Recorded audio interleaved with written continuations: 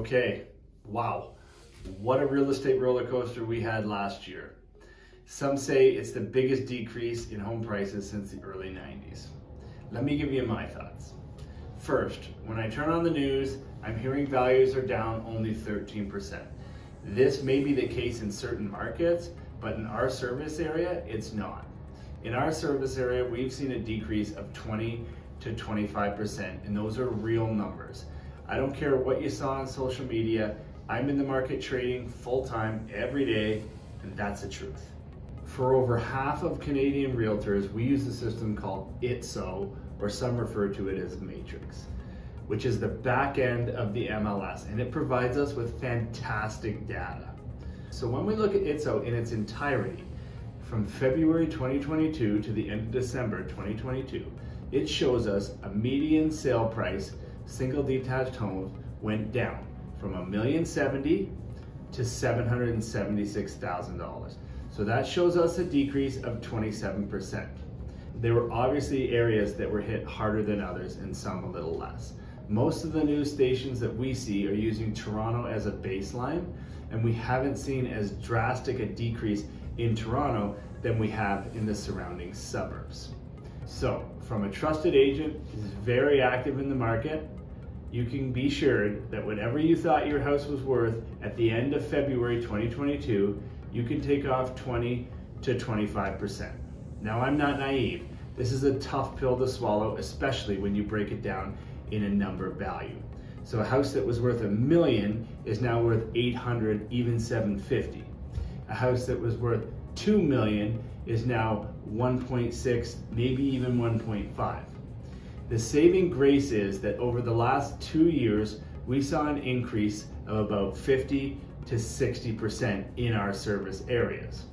So if anybody bought their home at the end of 2019, you were still ahead 25%. You went 50 and now you're back 25. And over 2 years, that's still really, really good. Now, if you bought your home prior to 2019, you'll obviously have that increase as far back as you go. And if you're curious, give us a call and we can tell you. Many homeowners out there don't know that the average yearly home price increase before the pandemic was 5 to 6%. Everybody still thinks that it's 25% a year, and that's not normal. So we're expecting that price increase to go back similar along the lines pre-pandemic, 5 to 6% per year. Now, we're seeing confidence back in the market, and it's pretty clear by the fact that homes are actually selling. But not every home is selling. Only well-priced homes are selling. Let me repeat, only well-priced homes are selling, which means price is more important now than ever when you're selling a home. Want to know what your home is worth? Give me and my team a call. We'd be happy to help you. What's my predictions for 2023? I'm glad you asked. I think we've avoided a full-out recession. I think we're just on the cusp or the outer edge of that happening. I also think that we've avoided a full crash in real estate. Of course, more than it already has. And here's why. The interest rate increases are working. It's clear that they are slowing down inflation. Of course, you're still going to see food prices and other products go up throughout the year, which isn't fun, but it'll scare people into stop spending on pointless junk. As for real estate, the Ontario government has already told us that we need 150,000 homes over the next 10 years. That's 1.5 million housing units. They also believe that they don't have the infrastructure currently to be able to service that, and they figure about 70% of that yearly. We also know that immigration last year totaled over 450,000 people.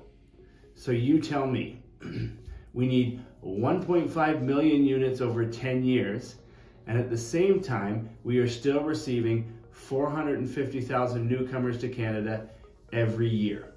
Is it possible for us to catch up?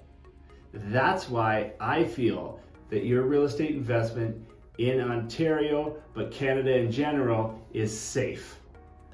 My thoughts are that you better buy in the next 8 months while real estate is still low, because I think it'll start to climb after that. My predictions are we will see even more pent-up demand by the year 2025, And I think that's when you guys can expect your major price increase that everybody's been waiting for. If you don't agree, I'd encourage you to please tell me otherwise, but that's what I'm seeing, so you better jump in the market now.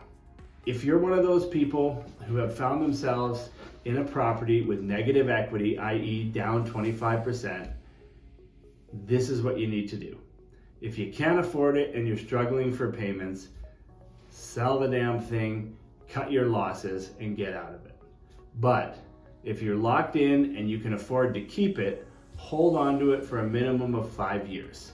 Okay, we're starting to see now that the value is going to go up. So 5% over 5 years is that 25% that you've lost. And then from there, you can decide what you want to do.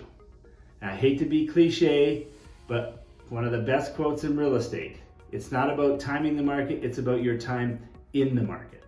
So you guys, if you're thinking about buying, you should jump right in. And as a seller, if you think you've lost too much, just remember you're still up 25% over 2 years, and then however many years you owned it prior to COVID, which is gonna give you 5 to 6%, okay, on top of that. So you're in a good spot. If you guys are panicking, if you have any questions about the market, real estate in general, I'm always here for you, all right? And I'd love to chat with you. So give us a call, give us a text today.